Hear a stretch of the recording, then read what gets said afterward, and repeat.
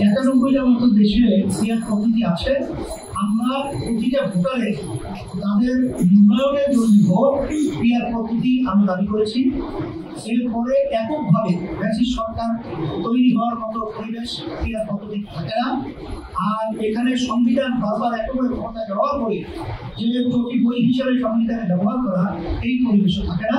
আর বাংলাদেশের বেশিরভাগ রাজনৈতিক দল পিয়ার পদ্ধতি চেয়েছে এবং বাংলাদেশের সাধারণ মানুষ যেটা সুজন জরিপে এসেছে 71% মতো মানুষ পিয়ার পদ্ধতি নির্বাচন চেয়েছে। যদি লেভেল প্লেইং ফিল্ড তৈরি না হয় সেখানে আমরা নির্বাচনে যাবো কিভাবে? আপনাদের কাছে আমরা প্রশ্ন রাখলাম, কারণ এটা তো আমাদের জানের মায়া রয়েছে, এখানে আমাদের মায়ের মায়া রয়েছে, কারণ আগে পরে দিনের ভোট রাখতে বাক্সে ঢুকে রাখা হয়। এখন তো সেই পরিবেশটা আমাদের থেকে দূর হয়।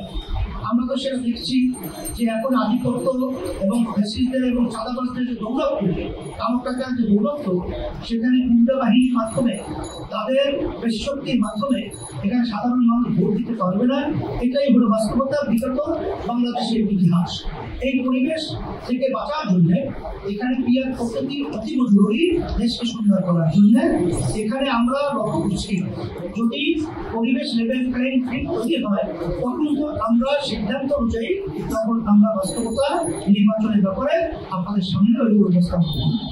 এটা অন্যান্য রাজনৈতিক দলের সাথে আমাদের আলোচনা হয়েছে, তারাও এর সাথে ঐক্যমত পোষণ করেছে। আমরা আমাদের অবস্থান থেকে আমরা এই কথা বলতে থাকবো। একটা সময় যখন আসবে, যখন একটা এরকম পরিবেশ হয়েছে, তখন একটা আওয়াজও আমাদের সকলে আসার সম্ভাবনা আছে। সরকার যেহেতু অন্তর্বর্তীকালীন সরকার, আমরা তো চাকরি চাপে না, এটা তাদের প্রতি আমাদের আহ্বান। আমরা ইসলামী দলগুলোর ব্যাপারে 5ই আগস্টের পরে 24 জায়গা আমরা বলেছিলাম ইসলামী দলগুলো আমরা একটা বাক্স দেওয়ার ব্যাপারে আমরা একটা ঘোষণা দিয়েছি, আমরা চেষ্টা করছিলাম এবং আলহামদুলিল্লাহ সেটা অনেকটাই কাছাকাছি এরকম একটা পরিবেশ